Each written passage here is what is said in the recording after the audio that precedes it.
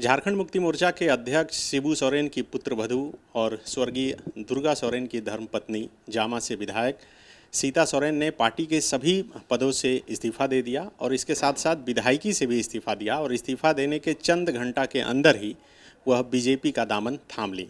इस वक्त बात करने के लिए हमारे साथ झारखंड मुक्ति मोर्चा के नेता सुप्रियो भट्टाचार्य हैं। सुप्रियो दा, 1 घंटे के अंदर इस्तीफा हुआ और फिर भाजपा में वो चली गई। पार्टी के लिए, आपके लिए कितना बड़ा नुकसान है? नहीं, देखिए, पार्टी का कोई भी कार्यकर्ता वो किसी भी स्तर का हो, यदि पार्टी छोड़ता है तो थोड़ा सा तो तकलीफ होता ही है, लेकिन जैसे उसके आने के पीछे उनके तर्क होते हैं, तो जाने के भी तर्क स्वाभाविक है। तो इसलिए जब कोई चीज़ तय हो जाता है तो फिर बाकी जो प्रक्रिया है वो गौण हो जाती है। इसलिए आप मैंने हम लोगों को लगभग 10:15-20 हुआ होगा तब ये जानकारी आई। और फिर 11 बजे तक में ये भी जानकारी आई कि वो भाजपा में जाएंगे। तो इसका मतलब फैसला तो पहले ही हो चुका होगा। इसलिए ठीक है, अब उनका निर्णय उनके लिए है और हमारी शुभकामनाएं हैं जहाँ पर भी जाएं। क्योंकि पार्टी के स्तर पर एक अलग लगाव था, लेकिन क्योंकि दुर्गा भैया के साथ में हम लोगों का एक व्यक्तिगत भी लगाव था, तो उस हिसाब से तो उनके साथ भी हमारा लगाव जो व्यक्तिगत तौर पर है वो बना ही रहेगा। और हमेशा हम लोग चाहेंगे कि वो जहाँ पर भी रहेंगी, काम करेंगी, पूरे परिवार को हम लोगों की शुभकामना है। और आगे के दिनों में भी यदि उनको कुछ महसूस हो कि नहीं, ये लोग हमारे पुराने लोग थे, इनसे भी हमको कुछ, इनकी भी योगदान चाहिए, तो जब भी अपेक्षा करेंगी सामर्थ्य अनुसार उनके साथ रहेंगे। लेकिन जाते वक्त उन्होंने गुरुजी को जो इस्तीफा पत्र लिखा है उसमें एक गौर करने वाली बात यह है कि वो बोल रही हैं कि उनके खिलाफ साजिश की जा रही थी। देखिए, जब बहाना चाहिए तो साजिश तो हर तरह से नजर आता है, लेकिन मुझे लगता है कि दुर्गा भैया के जाने के बाद उनको पार्टी ने जामा सीट दिया, कार्यकर्ताओं ने जीत का सेहरा उनको पहनाया, लगातार 3 बार से पहनाया। पार्टी में दुर्गा भैया भी महासचिव थे और उनको भी महासचिव के तौर पर रखा गया। सांगठनिक जिम्मेवारियां भी दी गई। महिला मोर्चा की भी एक बार अध्यक्ष रही। तो हर तरह से जिनको उनके जो मान सम्मान है उसको कायम रखा गया। और उन्होंने भी जब तक हमारे साथ में आज तक रही थी, पार्टी में अब नहीं है, लेकिन हमको लगता है कि कुछ निर्णय उनके जो है वो उनका अपने निर्णय है। लेकिन उनके जाने से लग नहीं रहा है कि नुकसान होगा, चूँकि संथाल परगना पर आप लोगों का फोकस रहता है। वो जामा से जीतती रही हैं, उनके पति का भी एक वर्चस्व था उस इलाके में। देखिए, वहाँ पर कार्यकर्ताओं ही जीत के गारंटी करते हैं और राजनीतिक तौर पे इसका बहुत कोई मतलब इम्पैक्ट आप नहीं देख सकते। आप लोग तो चूँकि जर्नलिज्म में है, संथाल परगना को भी जानते हैं, आप उधर ही के हैं। बहुत सारे लोग वहाँ से हमसे अलग हुए, फिर क्या हुआ, फिर कैसे क्या फिर हो गया। तो ये तो एक सिलसिला है। आप कहना चाह रहे हैं कि चेहरा मायने नहीं रखता, जेएमएम और जेएमएम का जो चिन्ह है वो संथाल परगना में ज़्यादा मायने रखता। हेमलाल मुर्मू सहित कई लोग जो हैं गए फिर आ गए। मैं किसी का नाम नहीं लूँगा, लेकिन वहाँ का सच्चाई यही है। तो इसलिए हम तो कह रहे हैं, इसलिए कि भाभी अभी गई हैं उधर, थोड़ा देखेंगी भी उधर, फिर आएंगी भी। लेकिन जब से सरकार बनी हेमंत सोरेन की सरकार 2019 से, वो लगातार मीडिया से बात करते हुए कभी ना कभी अपना दर्द साझा करती रही कि सरकार बनी तो उनको जगह नहीं दिया गया, इसलिए कि भाई हेमंत जी मुख्यमंत्री रहे तो उनको मंत्री नहीं बनाया जा सकता। फिर जब अभी चंपई सोरेन की सरकार में मौका मिला तो तो फिर बसंत जी बन गए, उनको मौका नहीं मिला।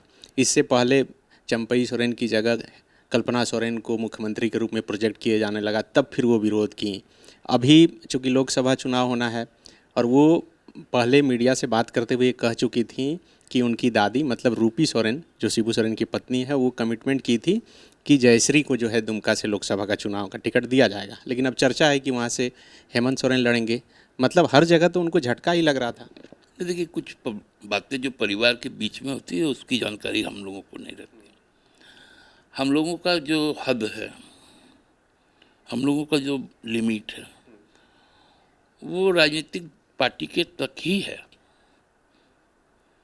बाकी पारिवारिक जो माहौल है उसमें ना मैं कभी शामिल रहा हूँ, न कभी शामिल होऊंगा, क्योंकि मैं नहीं चाहता कि मैं किसी अन्य परिवार, हाँ राजनीतिक परिवार पे तो अपनी बात रखूँगा, लेकिन व्यक्तिगत परिवार पर अपना कोई दखल नहीं रखता हूँ।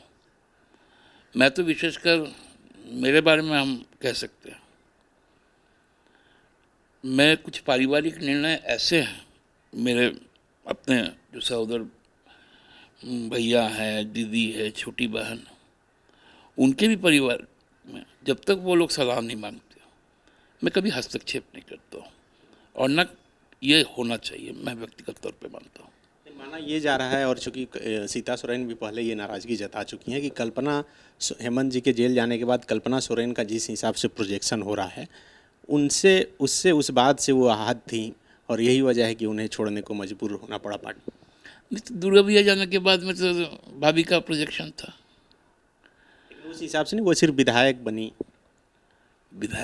महासचिव है पार्टी का, तो हमको लगता है कि उसको उस हिसाब से नहीं देखना चाहिए। ये जो बाहर के जो खासकर भारतीय जनता पार्टी का जो ये मामला है ना कि घर तोड़ो, उन्होंने कितने घर तोड़े, सिंधिया परिवार को तोड़ा, पवार परिवार को तोड़ा, लालू के जो मैंने राबड़ी देवी के परिवार को तोड़ा। तो ये तो घर तोड़ने वाले लोग हैं, क्योंकि इनका अपना घर तो अच्छा है नहीं। अभी झारखंड में 14 साल तक जो उनको भी किए उनको फिर लेके आ गए। बीजेपी का अपना जो जनसंघी खतियान है वो तो विलुप्त प्राय है, प्रिमिटिव ट्राइब जैसा हम लोग का है ना, वो हो गया। अब देखिए कौन कौन है। 2000 में आने वाला आदमी राज्यसभा चल गया, चप्पल घिसने वाला आदमी कहीं नहीं रहे। आप एक मुख्यमंत्री को उप मुख्यमंत्री बना देते हैं महाराष्ट्र में, पशुपति कुमार पारस को 21 से 24 तक रखते हैं, फिर यूज एंड थ्रो कर दिया। नीतीश जी को दबाना था तो चिराग को आगे बढ़ा दिया। उधर उत्तर प्रदेश में अखिलेश को तोड़ना है, दबाना है, तो शिवपाल जी को अलग कर दिया, फिर लौट के आ गए। तो ये सब डिस्ट्रक्टिव पॉलिटिक्स के लोग जो है ना, ये बहुत अच्छी बातें नहीं है, और लास्ट में नुकसान उन्हीं को होता है। तो ये क्यों करना पड़ रहा है भाजपा को? चूँकि अभी इंडिया गठबंधन के जिस तरह से एक एक करके अभी एक सांसद को ले गए, फिर अभी विधायक को लेकर चले गए, पहले गीता कोड़ा गई भाजपा में, अब सीता सोरेन जा रही हैं, तो क्या जो 14 का नारा दिया जा रहा है उसमें लग रहा है कि वो खुद संतुष्ट नहीं? कहाँ से संतुष्ट होगा? 400 पार कहाँ से आएगा? भारतीय जनता पार्टी बताए, यदि भारतीय जनता पार्टी मजबूत है, यदि मोदी जी ने कोई काम किया हो, हाँ काम तो किए हैं इलेक्ट्रल बॉन्ड पे, पीएम केयर इस पे, ये चंदाखोर लोग बताए ना क्या क्या काम किया। ये तो कोरोना में चंदाखोरी किया, ये तो चुनावों में चंदाखोरी करते हैं। चंदाखोरी करने के लिए ईडी को लगाते हैं, आईटी का छापा डलवाते हैं। अब तो ये सब सामने आ गया ना, तो अब चूंकि वो विश्वसनीयता समाप्त हो गया, 195 का लिस्ट निकाला, 3 ने कहा हम चुनाव नहीं लड़ेंगे। 3 लोग जो सिटिंग एमपी थे उन्होंने कहा हम भी चुनाव नहीं लड़ेंगे, हम तो भाजपा में ही नहीं रहेंगे। तब जब कोई भाजपा में रहना नहीं चाह रहा और 400 उम्मीदवार भी कम से कम जुट जाए तो अब कहाँ करेंगे। चलो जो पैसा रखा हुआ है उससे हर पार्टियों में तोड़फोड़ करो। मतलब आप कहना चाह रहे हैं कि सीता सोरेन को पैसा देकर लाए? मैं ये बात कभी नहीं कहा। मैं उनका जो स्टाइल ऑफ पॉलिटिक्स जो, भाभी क्यों पैसा लेंगे उनसे, उनको किस चीज़ की कमी है। लेकिन इतना सब कुछ जो कुछ आप बोल रहे हैं कि सब कुछ भाजपा में चल रहा है, फिर भी ऐसी स्थिति में वो जा रही हैं। चूंकि सुप्रियो भट्टाचार्य कुछ बोलते हैं तो इसका मतलब जेएमएम बोलता है, तो आप क्या कहना चाहेंगे अगर वो सुन रही हैं? नहीं देखिए, मैं उनको एक ही वेल विशर के हिसाब से कहना चाहूँगा कि अभी आप यदि बीजेपी में गई हैं तो ये आपका अपना निर्णय है, उस पर आप मजबूती से रहिए। लेकिन हाँ, जब कभी भी जरूरत पड़ेगा तो जेएमएम अपने लोगों को तो छोड़ेगा नहीं। छोड़ेगा नहीं का मतलब दो दो निकाला जाता है, एक है कि फिर वापस ले आएगा, फिर अपने हिसाब। जब जिस हालात में वो हम लोगों से जो भी मांगेंगी मदद, व्यक्तिगत स्तर पर, राजनीतिक स्तर पर, हाँ वो यदि बोलेंगे सुप्रिया जी आप भाजपा आ जाइए तो शायद मेरा ये सामर्थ्य भी नहीं है और सोच भी नहीं है। लेकिन उसके अलावा यदि कुछ भी बोलेंगे तो फिर मैं सोचूंगा जरूर। अभी तो आप लोग कैंडिडेट के नाम की घोषणा भी नहीं की हैं, लेकिन खबर ये आ रही है कि दुमका से वो हो सकता है कि कैंडिडेट हो सकती हैं, क्योंकि भाजपा तो कैंडिडेट वहाँ दुमका से सुनील सोरेन को बना चुकी है। लेकिन फिर भी खबर आ रही है कि हो सकता है कि उन्हें बदला जाए, तब तो फिर भाभी और देवर आमने सामने हो जाएंगे। नहीं देखिए, अभी तो जब तक नामांकन की प्रक्रिया शुरू ना हो जाए, और हमको लगता है नामांकन की प्रक्रिया जब शुरू हुई तो जो घोषित उम्मीदवार है भाजपा के, बहुत सारे लोग हटेंगे और उनकी जगह दूसरे लोग आएंगे। ये तो अभी वो जो पहले हम लोग थे ना, जो स्टेट बस वगैरह चलता था तो खिड़की से बाहर से रुमाल रख देते थे, सीट लूटते थे। तो ये अभी सीट लूटने का काम कर रहे हैं। लेकिन जब सवारी आने का समय आएगा तो देखिएगा बस खाली है, डीजल का भी पैसा नहीं आया।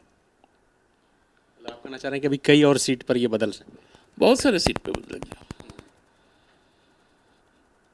अरे मैं कहता हूँ, और जब संसद में जब सवारी पहुंचेगी ना तो 200 से नीचे ही लोग भाजपा के बस में बैठेंगे और 300 के लगभग लोग अलग अलग गाड़ियों से आएंगे।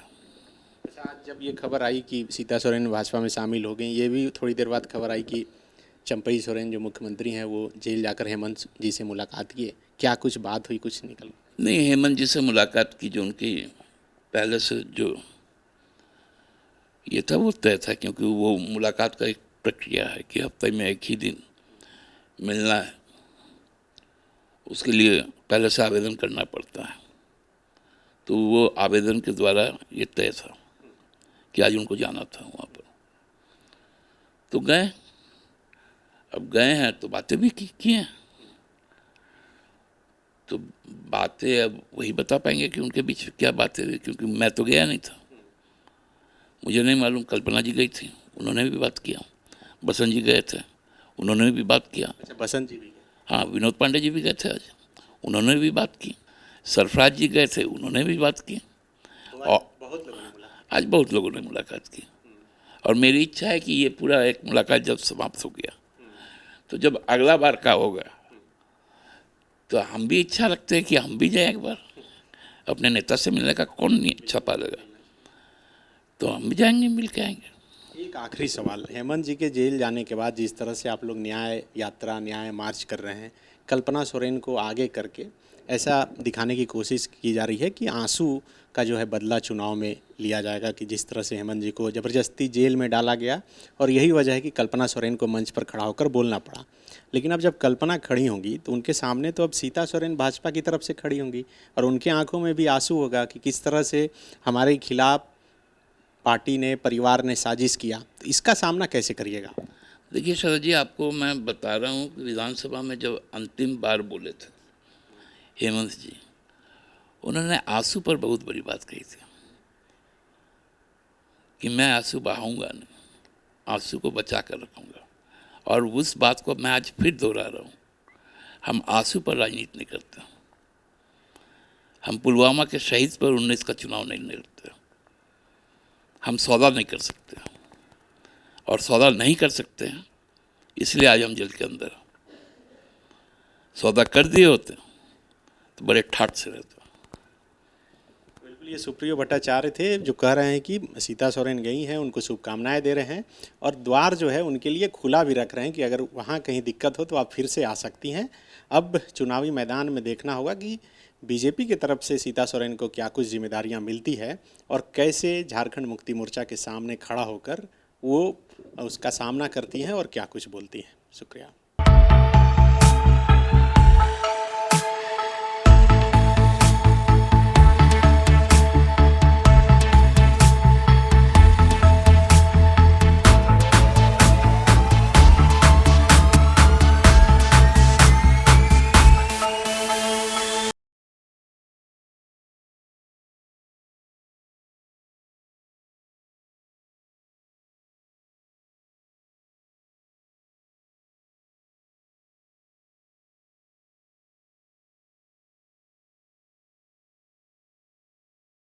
thefollowup.in. Like, share, and subscribe. www.thefollowup.in